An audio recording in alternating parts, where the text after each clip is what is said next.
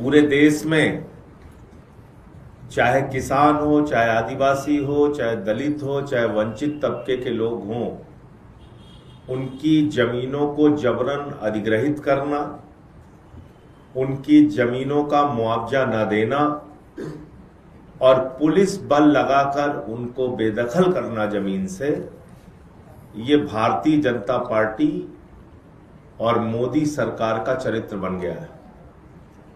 जहां जहां भी इनकी डबल इंजन सरकार है, सिंगल इंजन सरकार है, जैसी भी सरकार है, एक ही लक्ष्य है, पूंजीपति के लिए जमीन पर कब्जा करो। वो आदिवासी की जमीन हो, किसान की जमीन हो, गोली डंडा चला के आप जमीन पे जबरन कब्जा करो। हमें याद है कि 10 लाख पेड़ आम और लीची के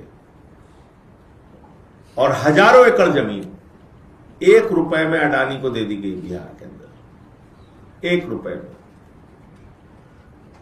और उड़ीसा, जहां पे एक बड़ी संख्या ट्राइबल्स की है, आदिवासी समाज के लोग बड़ी संख्या में रहते हैं उड़ीसा में, उसका एक डिस्ट्रिक्ट है सुंदरगढ़। सुंदरगढ़ डिस्ट्रिक्ट में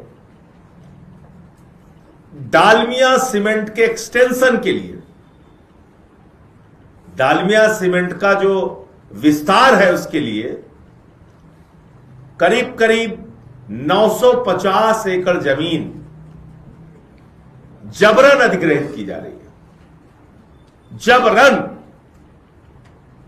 जबकि नियम कहता है, कानून कहता है, राज्य सरकार का कानून कहता है, बिना आदिवासी समाज के लोगों की सहमति के बगैर, बिना पंचायत की सहमति के बगैर आप आदिवासी समाज के जमीन को कब्जा नहीं कर सकते, नहीं अधिग्रहित कर सकते।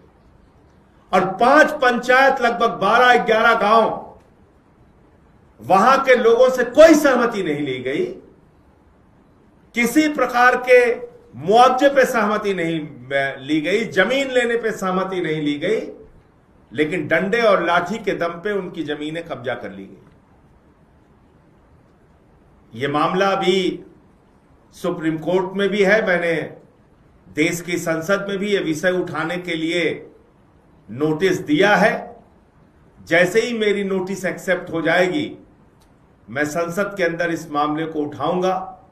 लेकिन दलित विरोधी, आदिवासी विरोधी, समाज के वंचित और गरीब तबके की विरोधी सरकार, मोदी जी की सरकार से मैं कहना चाहता हूं, उड़ीसा में सुंदरगढ़ के अंदर आपकी डबल इंजन की सरकार, आप डबल इंजन बोलते हो क्योंकि ऊपर आप बैठे हो, नीचे आपके जो मुख्यमंत्री हैं वो बैठे हैं बीजेपी के, तो आपकी डबल इंजन की सरकार जो ज्यादती, जो अत्याचार, जो अन्याय आदिवासी समाज के लोगों के साथ कर रही है, उस पर ध्यान दीजिए और तुरंत ये अवैध अधिग्रहण रोकने का काम कीजिए।